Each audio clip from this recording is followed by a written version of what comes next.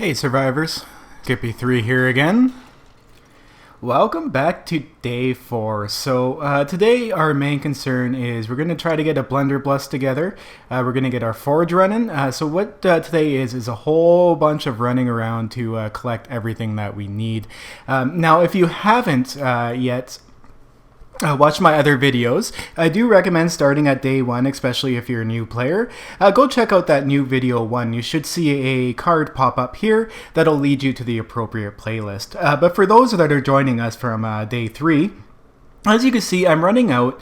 If you guys want another hint as well too for finding stuff that you don't have to go in and out of homes, go look in the burnt forest biomes. They have toilets, they have sinks, you can find water. Some of them have coolers. You can find little prefabs with coolers in them. Sometimes they have like meat pie and whatnot to satisfy your hunger needs. But what you want to do today when you're out and about is you want to go out, you want to collect wood, you want to look for animals. My main concern right now, because I didn't have enough leather, was getting enough leather to make the forge. But what I'm also doing too, because I know I need gunpowder for the blunderbuss, is I'm going around and I'm looking for coal and nitrate. Nitrate's this white stuff you see here. It comes up as a white powder. Definitely if you're ever out running about, grab it if you can, because that'll make the gunpowder for you. It's not as common as a coal is on the ground, but what you also want to do too is, because stuff like gunpowder takes forever to make, once you do have a good amount of nitrate in your inventory, go and start making it. Don't wait until you get back home to start making it, because it can take a while to do. And I got a zombie harassing me here. Also, by this point here today too, you guys should not be afraid of the zombies at all. They're not much of a challenge anymore, especially now that you've honed your bow skills and everything. The hardest part is actually the hunting. So those damn deers, they can run like hell. Now I did come across one initially, but I couldn't hit the stupid thing. I don't know what was going on. I had a gun and everything. I tried shooting it with a gun, but it would absolutely not allow me to do it. There you guys go. You see me making a whole ton of gunpowder now that I have stuff in my inventory. So that way when I'm running around, I'm increasing my skills. I'm making gunpowder. I'm not just sitting there and waiting for the item to be. So now I've found my deer finally here, and I'm working on killing it. There we go. And I've got all its leather and all its meat. Now, because I know I'm going to make a forge, I'm actually not going to cook this meat yet. So if you're on the cusp of making a forge and you don't have a grill, don't cook your meat yet unless you absolutely need to. That's a big positive. So what I'm doing now is, now that I know I have all my leather and everything I need to make my forge, what I'm doing is I'm using my bed icon on my compass to make my way back home here. And on my way back, I'm grabbing coal, I'm grabbing all the supplies I need for the forge. The coal will help the forge burn as well here too. And I'm also hitting up this biome as well too for any iron bars I can find, any water. I know you guys were asking me about the iron bars again. The short iron bars you can find in cupboards. You can find them by disassembling toilets. If you have a wrench, I found a few just by looking in these cupboards. You can disassemble a toilet. You can disassemble an AC unit or a car. I'll show you guys that a little bit in a little bit here. So once I get home to my base here, I'm gonna run up to the top. But before I do that, what I'm going to be doing here is just grabbing a few more things. And now at this point, your bow skills should be pretty good. I mean, your levels should be pretty high on your bows and your weapons. So taking out zombies is not a problem at all. And it's actually good to engage the zombies, especially at this point too, because they drop stuff like water and ammo and everything else that you need. So it's actually easier just to kill the zombies than it is to go from house to house to house, looking for something as simple as water. But moving on here, I'm going to go back up to the top, and we are going to take a quick look at the forge here, and I will show you guys how to use the forge. Okay, so our first step here is to actually get our forge materials together. What you need to make first is actually a bellows. So you're gonna need your hide, you're gonna need your pipes, and you're gonna need clay and iron and stone here. So what you're gonna do is go over to resources. Bellows will be under resources, and you're gonna craft yourself a bellows. For it, you need that 20 animal hide, a short iron pipe, and 8 wood. So once you've got that made, it does take a few seconds. You can actually go ahead and make your forge after this. I was thinking of making a ladder up to the top, but I decided not to. That's why you see me kind of hovering above it here.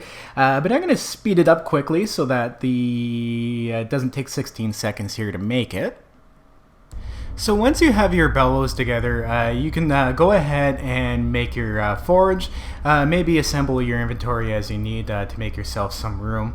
So once you do have your forge made, take your forge and place it down somewhere safe. Somewhere that's not going to get hit by zombies, so that if they do hit it and destroy it, it won't collapse and destroy your forge.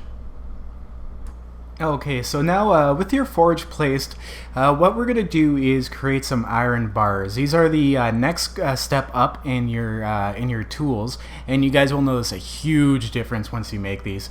So what I'm doing is I'm grabbing some coal so I have something to burn. You can also burn wood.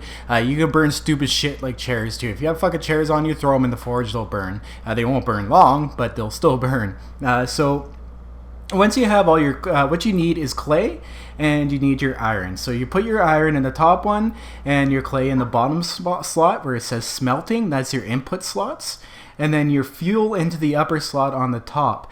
Now, if you're only putting one type of item into your forge, what you actually want to do is separate it into two. If you want to separate a stack in half, just press the square button. That'll separate it for you. But by putting two into one stack in each one of those slots, it actually works twice as fast. So if you only put one in one slot, it'll only work at that one. But if you split it and put it in two, it'll actually work quite quicker for you.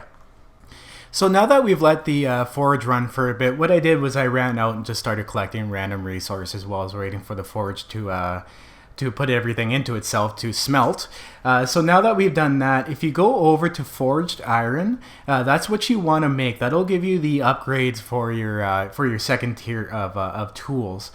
So once you've done that, if you go into your inventory, and if you go over to your tool menu here, you'll see stuff like iron shovel, iron pickaxe, and iron fire axe. You want to make one of each. They're all specific tools. They're not like your stone axe where you can just like hit everything with it.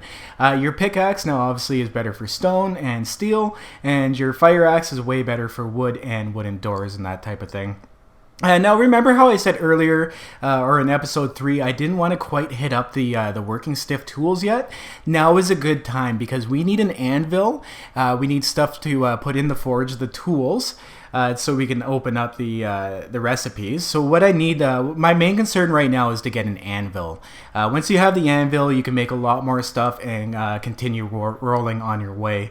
So once you do get into a working stiff tools here and search everything, the crates themselves, you actually have to hit them. They have about 200 health, so you can open them up. Try not to break the other stuff. As you guys just seen too as well there, I grabbed myself up two anvils were in the same crate actually, so that was some good fortune there. I didn't really get much else from this run other than a few supplies here and there, but that's okay. I got the anvils I need, and I've ran back home, and I'm about to put those in the forge. And as a little bit of a cutscene here, in the previous episode, I did mention to you guys, I'll show you how to get into the back rooms. Now that you have an iron tool, those steel doors are going to be no problem for you. You'll be right through the steel doors. So what I've done, since it's on my way, I've gone back to the poppin' pills, and I'm going to be getting into that back room to loot all the extra cases and everything in the back.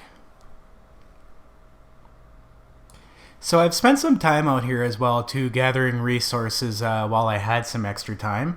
I'm grabbing up clay now, I'm grabbing stone, everything I need for the forge, some iron. I'm still using those small wood or those small stone nodes. They're so much better.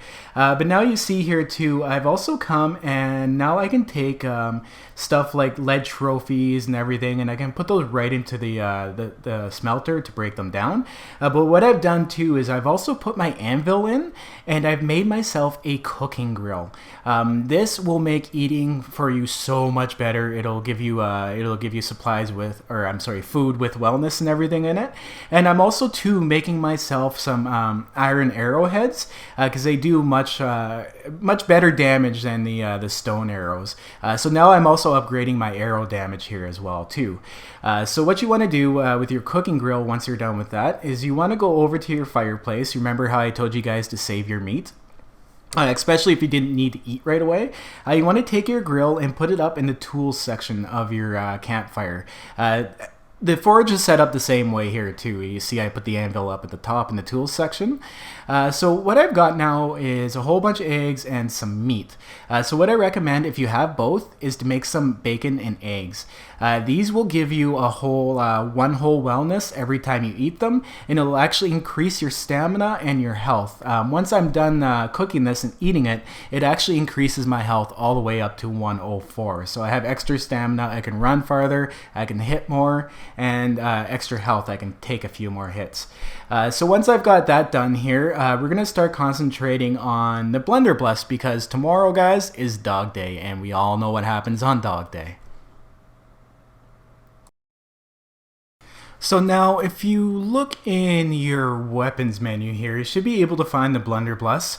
Now, it does say you should have everything, the short iron pipe, the wood, everything else you need, but you may not have the springs yet. If you do need springs, you can get springs from disassembling things. I'm going to show you here too. If you're on a rooftop and you need an iron pipe in a short supply, if you actually use the wrench on the air conditioning unit, it'll actually give you guys pipes. I didn't need any, I just kind of wanted to show you guys how this works. It also gives you a little bit of iron scraps as well too. But if you do need some springs, what I recommend doing is going down to the ground, and what you want to find is not a car that's like in good condition. You want a car that's half broken down, like exactly like the one in front of my building here. If you try to scrap it from the pristine condition, I guess you want to call it, it takes a lot longer to do. But as you can tell, doing a car gives you a lot of supplies. It gives you cloth, it gives you radiators, gas, those springs you need. The gas you really don't need yet.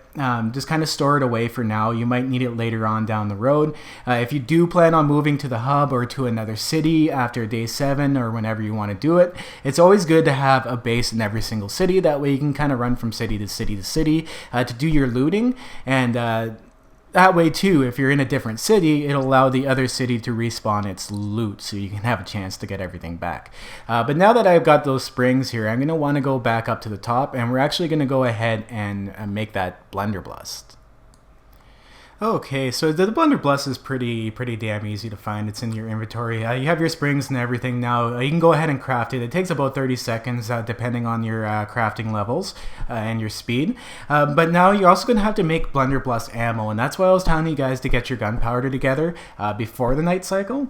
Because now we have paper, gunpowder. There's 2 recipes for it. You can use stone or you can use iron to make it. I recommend, guys, if you're going to make the blunderbuss ammo, use the stone. It's a hell of a lot cheaper. You really need that iron for your forge at this point. So there you go. Just make yourself a whole ton of blunderbuss ammo. What this is going to do as well too is raise your gunsmithing level. So making ammo is always a good thing. But that pretty much covers everything for tonight. You have your food going on. You know you have your bacon and eggs. You're probably eating those. Make your bottled water. Sort out your inventory. What I've done is I've put a chest next to the forge here to put all my scrap items in for the forge, like my iron, the radiators, the trophies, all that type of stuff. But yeah, once again, guys, you have a whole night cycle. So what you want to do is get your tool levels up, do all the other stuff. You might feel brave enough at this point just to continue going out at night and doing what you need to do, especially if you have a headlamp. It's easy to see. But yeah, guys, that's pretty much it for day 4. Day 5 is going to be a whole different experience. It's when we start getting the pack of dogs. I know some of you have said, hey, I came across dogs and I'm on day like 3. It's because you went to a hub city or a point of interest that spawns in dogs. Day 5 is dog hordes, so you get like packs of dogs running around. So I will see you guys tomorrow, and we'll take on those dogs, and you'll probably see me die once or twice. I haven't died yet, but maybe tomorrow. I'll see you guys soon. Keep it classy. Thanks for all your likes and your subscribes, and I will see you on day 5.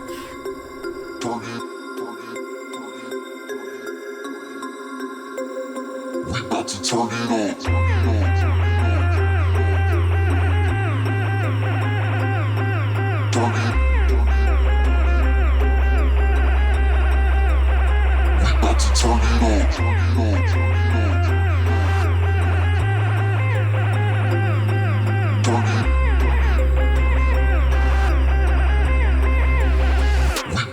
it on.